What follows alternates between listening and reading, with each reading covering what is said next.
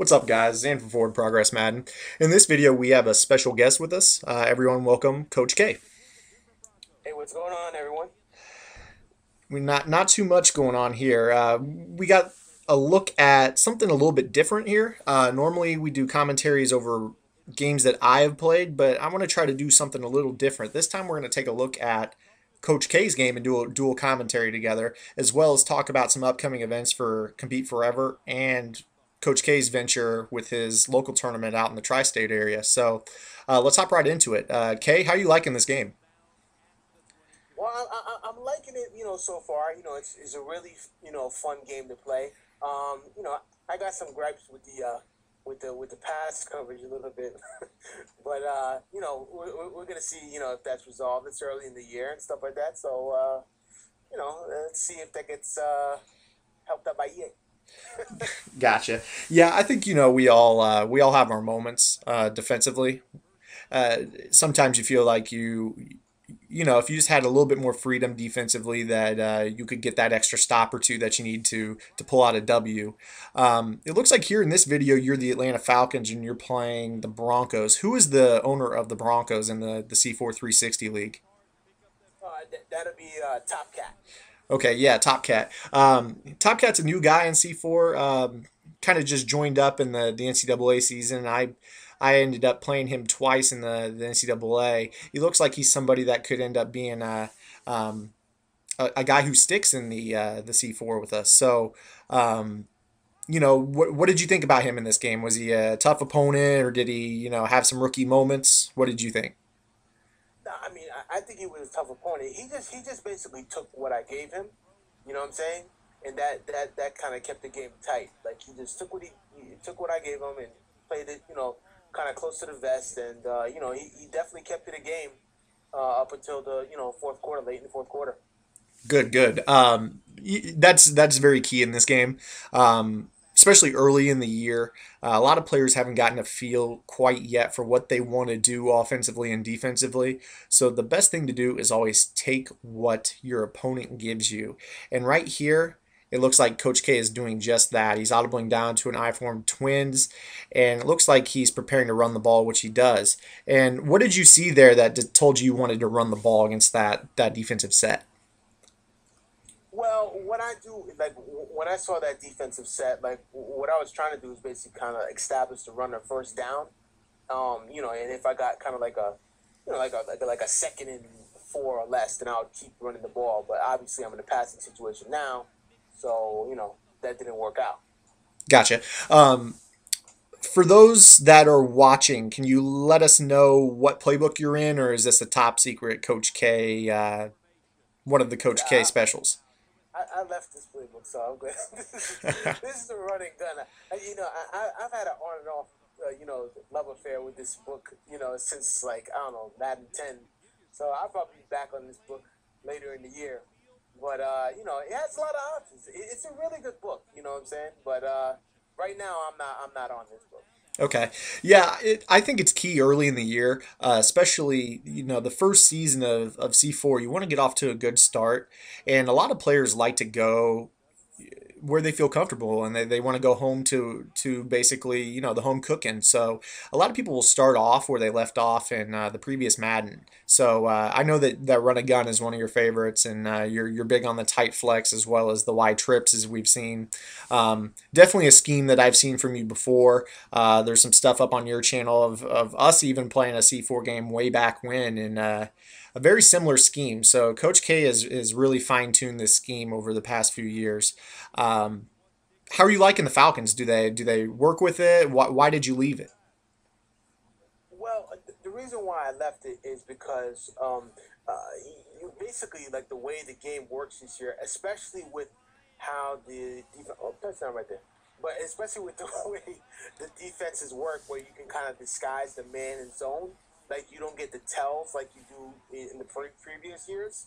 So, I had to basically go to more of a playbook that kind of like played to how it is this year in terms of trying to get a better read on man and zone defenses. Definitely a transition, I would say. A lot of people really just ran 100% compression scheme because they could get a definite tell on what their opponent was in, whether it be man, zone, blitz, coverage, just simply by coming out in a formation such as snugs or trips bunch. Not so much this year. On that drive, you called the flanker screen, but I was impressed with the read. A lot of times players get uncomfortable with the screen. They know that their linemen are leaving them basically out to dry, and you stayed comfortable there in the pocket and delivered that corner route to Julio Jones. So that was a good read there. Now you're on defense. Tell us a little bit about what you like to do on defense. Well, what I do is basically, um, like this is more of a personnel type thing when I come out in the quarters 3 deep, and then I'll audible down to like some stuff out of the 3-4 odd. Um, I think this is. I'm trying to figure out what. I run it so much that I kind of like forget what the names of the plays are. I think this is the OLB, like for the run defense. Like I use the OLB stud spy, and then after that, what I like about audibling down into that is that the right defensive end is actually the second free safety, so I can like put my fastest DB there and kind of like act like a little robber and stuff like that, and make my adjustments. Either put him in the deep zone, put him in the spy, put him in flat, so on and so forth. That's a good tactic. That's something that some defensive coaches in the NFL have modeled the defense where you get a lot of fast guys that can flock to the ball. Here you're using, it looks like, Robinson on the Falcons as your robber, kind of a basically somebody that you can use or stop the run, defend the pass over the middle. You do sacrifice a little bit up front by pulling him off the line. Is that something that you're comfortable with, or really, what is your thought process um, behind a Well, defensive tactic like that?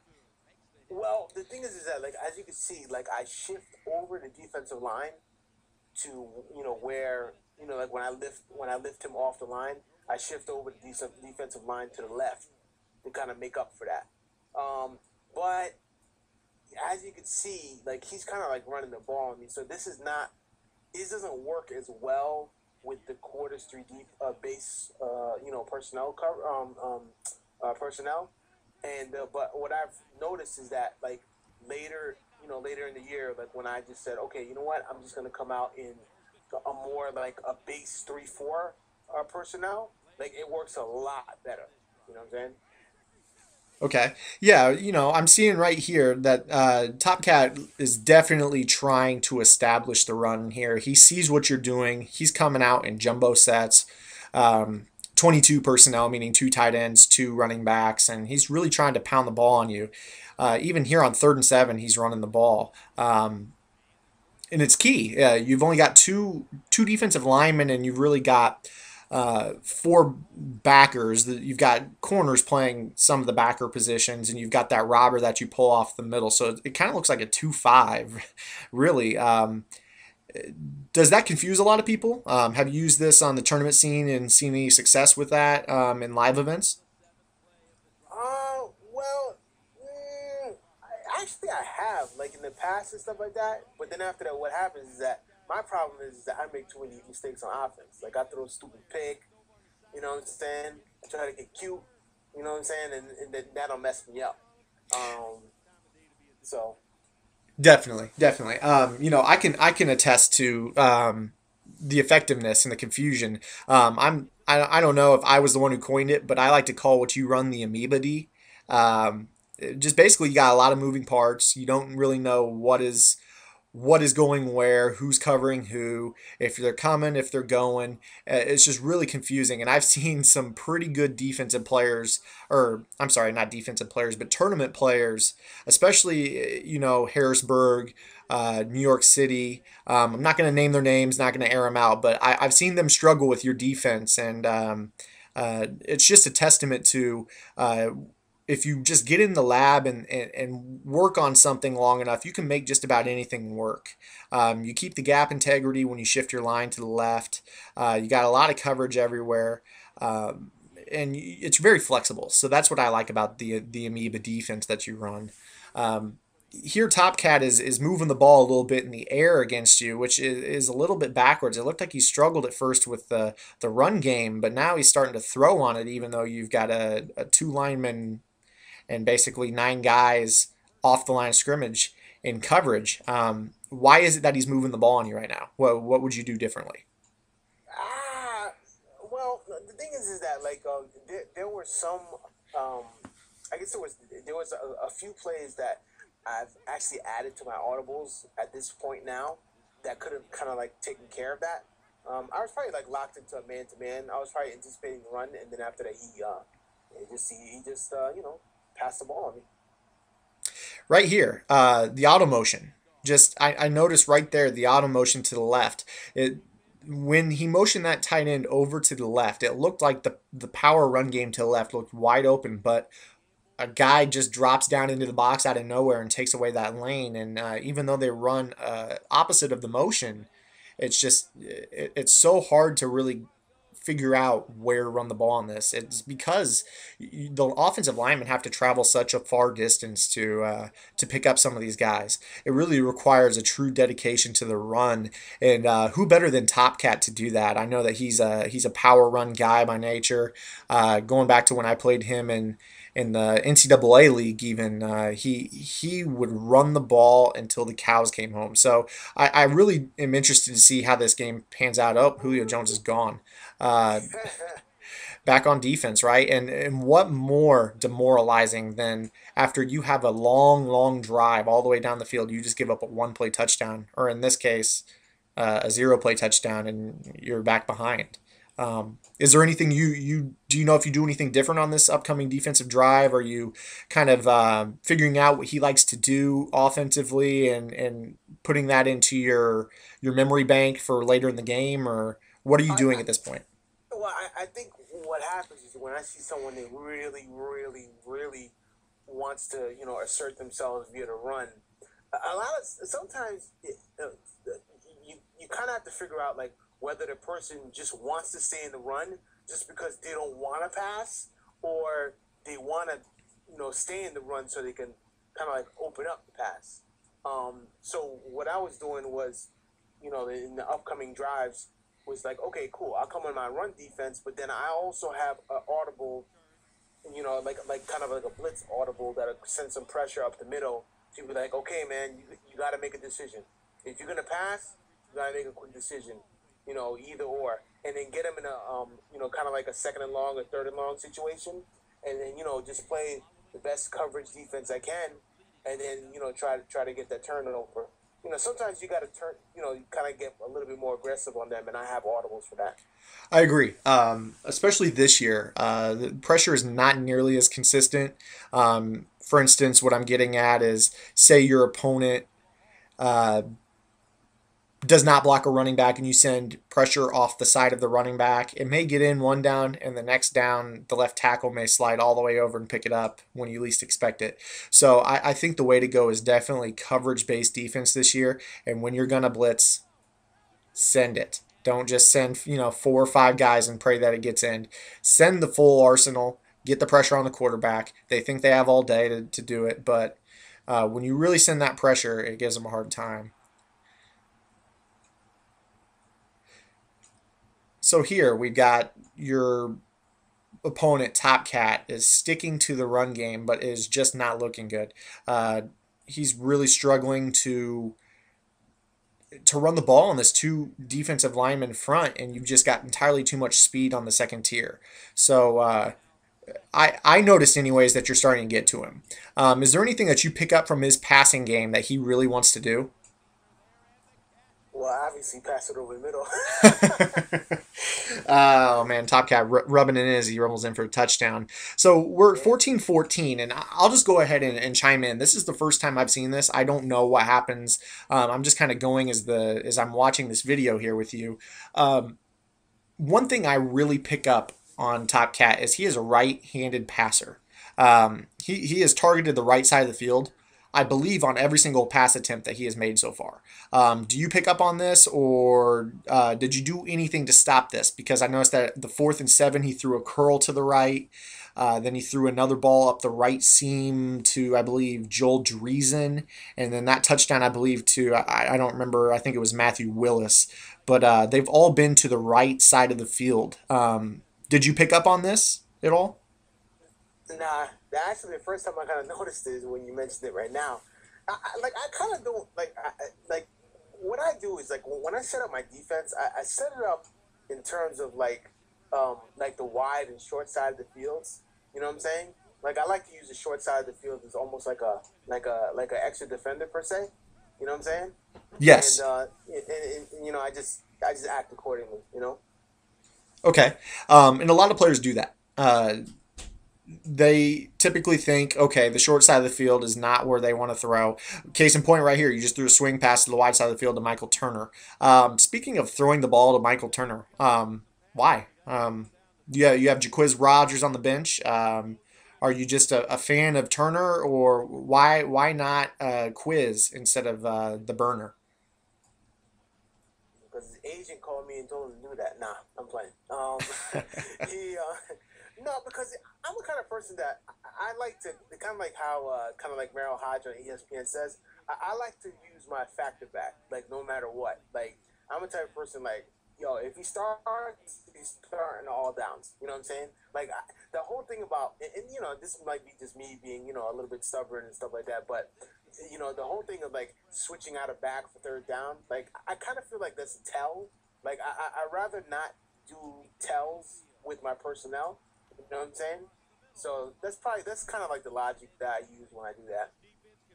You know, I agree with you to an extent. I think that the third down back basically is very one dimensional. You know, he's not going to run between the tackles. If he's going to run the ball, it's going to be some sort of outside hitting run, off tackle, toss, sweep, pitch. Well, nowadays in the NFL, you even have option. But a guy like Quiz Rogers, you know, he's not going to be able to bruise up the middle. But it's just so odd to see a guy like Michael Turner. Playing slot receiver. I don't know if the guy's caught. Um, you may throw more completions to Michael Turner in this game than he's caught in his entire career. But here we hit that corner again, and definitely keying in on that. You hit Julio Jones on the corner early in the game for a touchdown, and there you hit, I believe that was Harry Douglas on another corner. Is this something that you're going to try to throw a lot more during the game, or Well, do you think he's going actually, to back it up? actually, that was the like the you know like the screen pass, the wide receiver screen play. And then after like the slot guy is doing like a corner. So like I read that, you know, like I saw that he came down on the outside receiver doing it. So I saw the corner was open, so I just just threw it up there. Okay. Yeah. Here it looks like you've not audible, but rather you motion Turner out, and he becomes basically a wing, and you're now in a five wide receiver compression set. Looks like you made tried to make a difficult throw there. Even in this situation, it's one dimensional, and you know it. You've got one timeout, 19 seconds on the clock. Jaquiz Rogers can't see the field in this situation. Nah, I told you, man. The agent, man. You got Rosenhaus, man. You know what I'm saying? Nah, I'm playing. Nah, I'm just it's just me being stubborn, I guess, in that situation. And also, too, what I want to mention, I forgot to mention earlier, is that the reason why is because I just feel like when you have a good, it doesn't. I used to be this type of person who was like, I'm going to start the fastest running back I have. It doesn't matter, you know. But the thing I noticed is that like even if you have like a slower back, but he's a good overall back, his rating is overall good. Like if you throw it to him or whatever, as long as you get the ball in his hands and get him in space, he's gonna make a play. Like he'll like a 89 speed overall, like 95 overall back is gonna make more plays than a 95 speed 80 overall back. You know what I'm saying? It baffles me, but this is how it is. That's how I've seen things work out. You know. You know, I can agree with that. I remember last year, and the year before, I used the Giants a little bit, and Brandon Jacobs isn't really the most elite pass catching back, but I would simply, at times, if I knew man coverage was out there, I would just go ahead and put him on back then, you had to put him on a drag to make him run a flat route. But if I knew they were in man coverage, I'd just put him on a drag and throw it to him in space because I knew that I could take advantage of his 99 truck against some, nickel back or dime back in the flat. And, I can relate to you a little bit in that aspect. So we got a big down right here. Third and inches on your opponent's 7 yard line, 14 seconds left, and you have no timeouts. What are you thinking right here? Well, man, and like, first of all, I'm thinking that why did you waste all your time outs? But then after that, like, basically, like, I want to make sure that I can just at least take a shot at the end zone to get for a score, but play it safe and still have a chance to kick a field goal. Going into half. Last thing I want to do is do a turnover. You know what I'm saying? Understandable. With passing windows this tight, okay, and I was just gonna ask you, I was gonna say, why don't you spread it out a little more? But you are here, so that's good. Just myself, if I'm looking at this, I'm going to Kevin Cohn on the outside. Is that what you're about to do here, or do you remember? Coney on the outside? If I would go to anyone outside, I'd probably go to White. He's just not big enough. But I went to your boy, Turner, you see? Proving me wrong. Michael Turner over the middle for a touchdown. So huge score. I personally, I can't fault you. As long as you score, no one cares how you do it. Um, so you got a 7 point lead, and don't you have the ball coming out? Who got the ball first? I think he gets ball at half. Okay. But I think, yeah. So even if he does get the ball at half, what is your game plan going into the second half? Are you the type of player who will save something for the second half, or do you just adapt as the game goes on? What is your mentality when you go into the locker room at halftime? I mean, like, I'm not really a person that saves stuff to the second half. Like, I guess I should start doing that, but I don't know. I'm just like, whatever I see in front of me, I'll just, I'll deal with it accordingly. Like, I have audibles to deal with basically like any type of situation, any type of, like formational, like alignment, things, certain things that players like to do. You know what I'm saying? So, I don't know. I kind of like, I go on the fly. You know what I'm saying? Okay, and a lot of players do that, so that's completely fine. Something really trivial and small, but I wanted to point out. Prevent defense should never be zone. You never ever want, unless you're using somebody over the top. That is, do not run your prevent defense as don't call prevent. Don't call prevent as your prevent defense is what I'm getting at. There are too many deep routes that manipulate deep zones and allow your opponents to get one play touchdowns if you're not using the right defensive back or safety. So I definitely agree with the man up three deep as your prevent call. And it was probably easy for you because you come out in a play like that every down anyways before you audible. So I mean it was second nature to you, of course. Yeah, yeah. Here that looked like verticals. Again, passing to the right. Um, this is something that I'm sure you'll start to take notice of as you play. It looks to me like he really wants trips, some version of trips to the right, whether it be a tray or a Y trips. He really wants to attack the right side of the field. Again, a curl to the right side. Um, do you ever think, okay, maybe go to a zone, throw a bracket coverage on the tight end, something just to disrupt how he's attacking you? Well, I think like a little bit later, what I do is, see, the thing is I was kind of keying on the run, but then after that, like I have another play. I think I forgot what it's called. The cover two spy. It's out of 3-4 odd too. And like I kind of use that play to kind of like defend the run, but also at the same time like people that like to kind of like pass out of running formations. It's kind of like an in between play. So that's you'll probably see me going into that a little bit more to kind of like defend the run and maybe get like a quick turnover. Okay. Um, that's a good way to think, especially against a guy like this. He is in jumbo formation. Really, he's actually got a modest average with Willis McGahee. I said earlier in the game that he was struggling, but I just saw the statistic pop up. I think right now he's like 12 for 50. So I mean that's an okay average. It's he's able to pound the ball a little bit on you here, but like I said, you really have to dedicate it because this defense is so fast. Right there, for instance, if that's against a traditional heavier defense, a 4-3 base or a 3-4 base defense, he might hit the edge and be gone. But because you have speed guys out there on the field, you can really flock to the ball. So it's a frustrating defense in a way. Here again, a curl to the right. Just painful, painful. It's like Novocaine. He is just throwing the ball to the right every single down.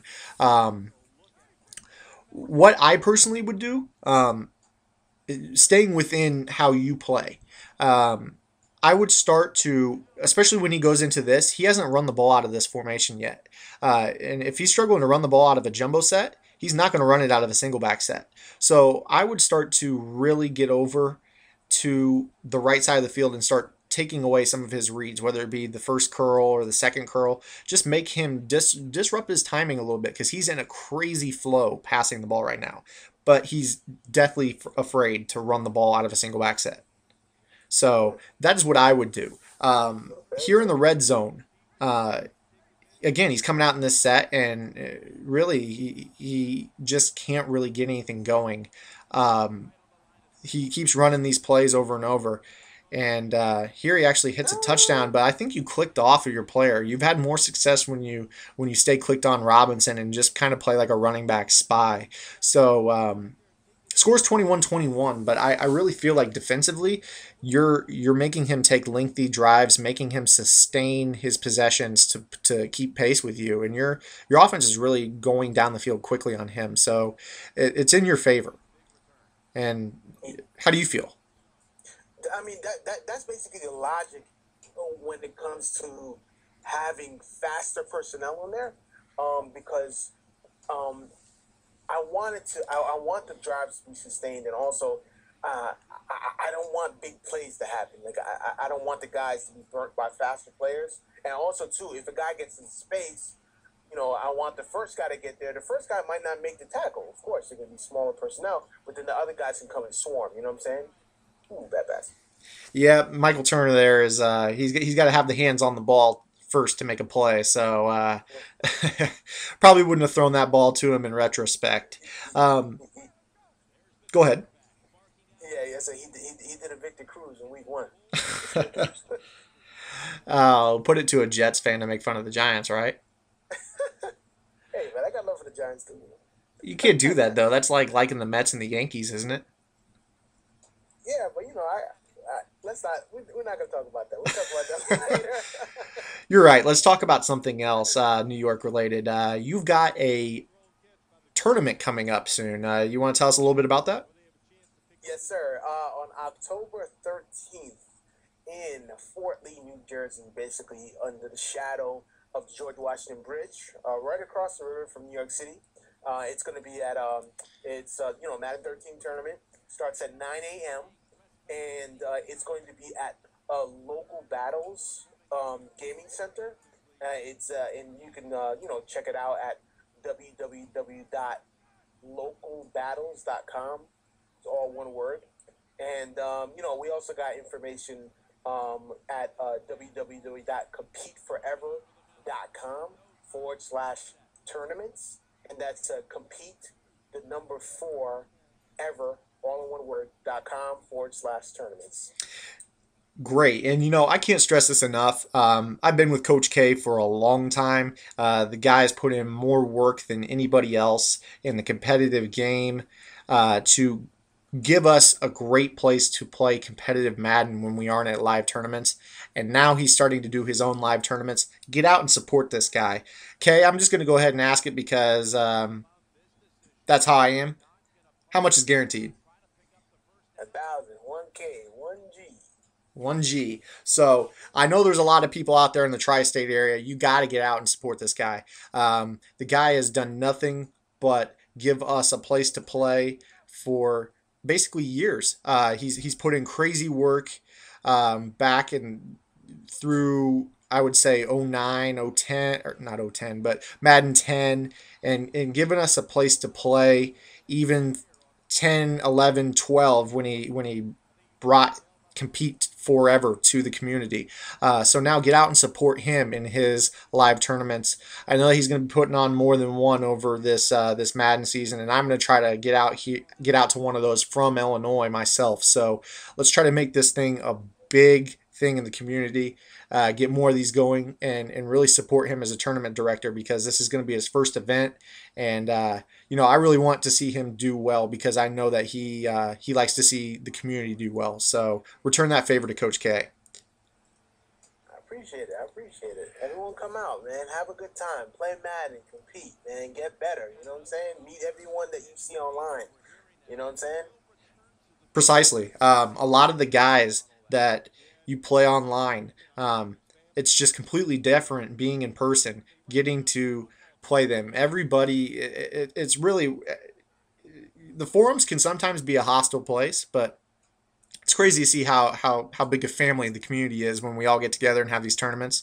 Um, it's really not, it's not what everybody makes it out to be, and I know that your tournaments are going to be no different. They're going to be grade A, and I think they're going to be the best place to go and play competitive Madden, especially as you grow and get more people, get the word out. And what better place to play than the tri-state area? You've got a lot of Madden's best players out there on the East Coast. No reason that this thing shouldn't, pop off and be a great success. So, good luck to you with that, and I can't wait to get out there sometime. This fall, winter, or spring, whenever you may be throwing one of your future events. So, I definitely can't wait for that. Much appreciated, sir. Can't wait till you get out, man. Okay, so let's get back to what we've seen here. You hit another home run. If I were Top Cat right now, I'd be pulling my hair out. I mean, this guy is just taking forever to get up the field. Oh, you ran commit. Oh, you lucked out there. You ran commit left That was against by the. mistake. That was by mistake. I don't like using. I don't like running past commit. I never ever use it. I don't like it. I don't like it. And that's actually, you don't even have to be holding the trigger. Wow, you just came in hot there. What did you do there? Was that fluke? That was fluke. That was that Nah, was don't fluke. be modest. That was a Coach K special. You saving one of those special amoeba D blitzes, and you just hiding it from us, aren't you? As much as I would like to say, that was a user special. That was. I mean, he like the thing is that like he snapped. Because sometimes when you kind of like adjusting your guy, the guy snaps, and then you're like, oh snap! Like I'm kind of like in this situation where I can kind of like get a nice edge rush, and that was one of those situations right there. I think it was nice that you committed to it. You were in a bad position, so you just basically said, "Screw it, I'm going." And it's something that a lot of elite players. Oh man, these curls make me sick. Thank you for that drop though. What that was a bad play call by him. He should have punted the ball, make you drive on him. But now you got a chance to take a two possession lead in the fourth quarter. Back to what I was saying though. Um, when players get snapped in an awkward position, do not waver. Choose one or choose the other. Myself, that is one of my biggest problems. I will be like, okay, I'm rushing. And then I'll see a guy wide open downfield, and I'll draw attention to that by turning my guy around and running straight in the direction, even though I'm beat by 35 yards. And it just makes it an easy read for them. So it was good to see you dedicate to what you were doing and just go after the quarterback in that situation. Could not have done it any better. Um, Biggest play in the game. I mean, you put him in third and fourth and long there, and he dropped two curls in a row. And now you got this chance to bust this game open because you committed to what you were doing, even though you were in a bad situation. Yes, sir. Yes, sir. And now the burner is just making me eat my words. You got a 35 to 21 lead. Um, I told myself I would never ever own Michael Turner ever again in fantasy football after last year.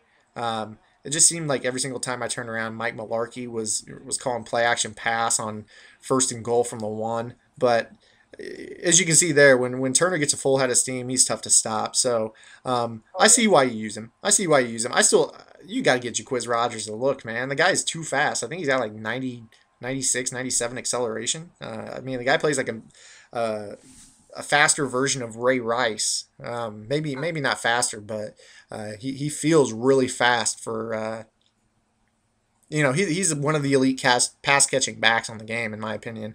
Um, can't play him over Harry Douglas. Who can I persuade you to play Jaquiz Rogers over? Well, the thing is that like his speed is kind of low for It someone that's is. supposed to be fast. Like I don't understand that speed rating. See, this is something we have to discuss in the ratings debate. And I actually was going to ask, our boy Wolfman. You know what I'm saying? I was going to ask him about that. Like, what does he think about Jaquiz Rogers' speed rating being so low? How would you? I think I would have actually started him if he had a faster speed rating. To be honest with you. Okay, so I mean, basically, we just got to get Donnie Moore to give Jaquiz Rogers a little speed love, and we'll see him on your field then. Yes, sir. Okay, so uh, elaborating a little bit more on the offense, why did you leave it? You're just torching this guy downfield with this offense. What prompted you to leave the running gun? If because it definitely couldn't have been this game.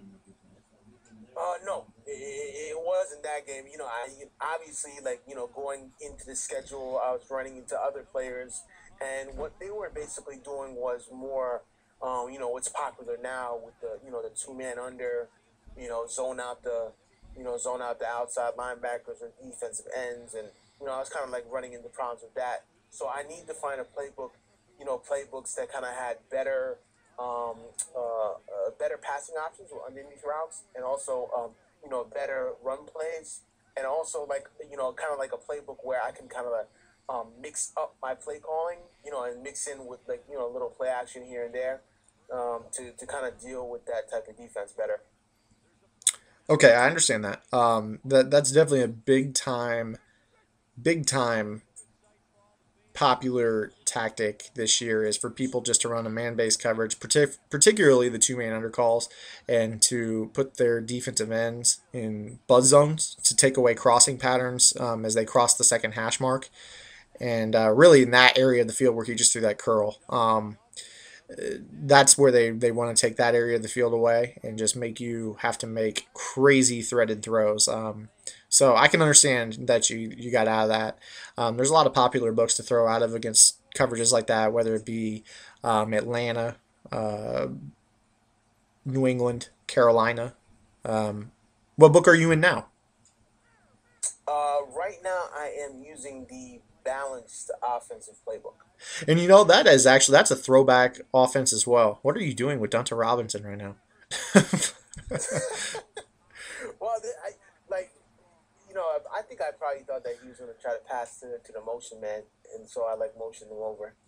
So Okay, okay. At least there was the thought process to that. I thought you were just doubling I Demarius mean, Thomas for no he's reason. down by 2 scores, so I'm like, all right, Agreed. all I right, mean, yeah. he's being very stubborn right now. I don't know what he is he's really doing. Well, he has three timeouts left. I mean, for that. So what he's probably thinking is like, hey, let me get this score, and let me try to get this onside kick. You know what I'm saying? Onside kicks are pretty effective this year. For some reason, I feel like it's 08 again. Remember back in 08 when all you had to do was like kick it with no power with a high powered kicker. So just take like a Janikowski or a Nick Folk, and you would just kick it and let the meter go and not register a kick power. And for some reason, it would bounce off the tight end shin. That's how it is this year. It seems like, except you actually do have to register a kick power. It just seems really over effective. Have you had any trouble stopping onside kicks? Because I know myself, I've had several recovered on me. No, not yet, because I haven't been in a position of winning too much to do that. What So what do you you have a good problem. on that topic? What do you need to do as a player to get yourself back into the C4 playoffs? What do you need to change?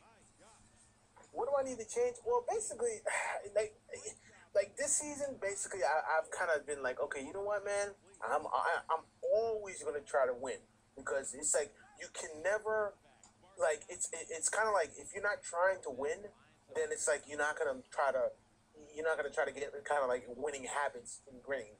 You know what I'm saying? Like if you just be like, oh, I don't care, I'm gonna lose or whatever.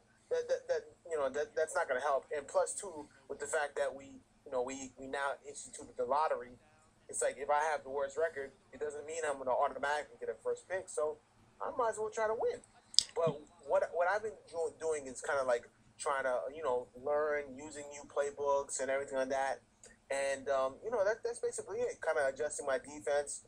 So I feel like I'm actually ready for the next season. And the fact that I can pick my team, I'll pick a team that kind of is closer to to what I want to do, and then I think I'll be a little bit more successful.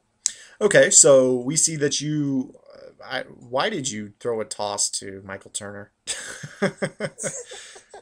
uh, anyways, sorry there. I got my dogs barking in the background. But what team fits? You say you get to pick your team. What team is it that fits your Jimmy Johnson flock to the ball, speed all over the field style, but still has that style of offense that you need to be successful in league play? What team do you think that is? The team that I think that is to really, really, really be honest with you. Um, I think it's kind of like the real life NFL. Like I'm just gonna try to go with the best quarterback out there, and then I can deal with everything else. You know what I'm saying? Like so, if I go with the Packers, they got a great quarterback. I think anything else I can work with. You know what I'm saying? So that's basically how I'm approaching it. That's the wrong answer. The best quarterback in the league is Jay Cutler. I'm serious. Oh man, Okay, you're so such a good attitude. I'm a homer. What can I say? So we got a big win here. Leaving the Georgia Dome, 14-point victors. You got to be feeling good about a win like this. You really just outweighted your opponent. I would say that he came in with the better Madden team. He's got Peyton Manning. He's got great receiving, big targets. About the only player on the wide receivers I would rather have is Julio Jones. And the defense as a whole, I would have taken the Broncos defense all day. Champ Bailey, the elite pass rush, just one of the better teams in the game. So big for you to come out with a victory. You have any parting words? Uh, I mean, yeah, basically, it's kind of like, just thank you for, doing this with me, going over this with me. I'm definitely gonna take these, your advice and apply that to, the rest of the few games I have left the rest of the season, and what I have going on this season, and just everyone come out to the tournament. Fort Lee, New Jersey, October 13th. Just go to competeforever.com for details. Definitely get out there and support him. That's compete the number 4 ever.com/tournaments. Get out and support this. I cannot stress it enough. We have fewer and fewer live events every year, but this guy is going to bring back the small tournament scene, and hopefully we won't be calling it small tournament scene for very much longer with a guy like Coach K doing what he does. Coach K, thank you. No problem. Thanks. Thank you. Alrighty, guys. Until next time, this is Zan. Take it easy.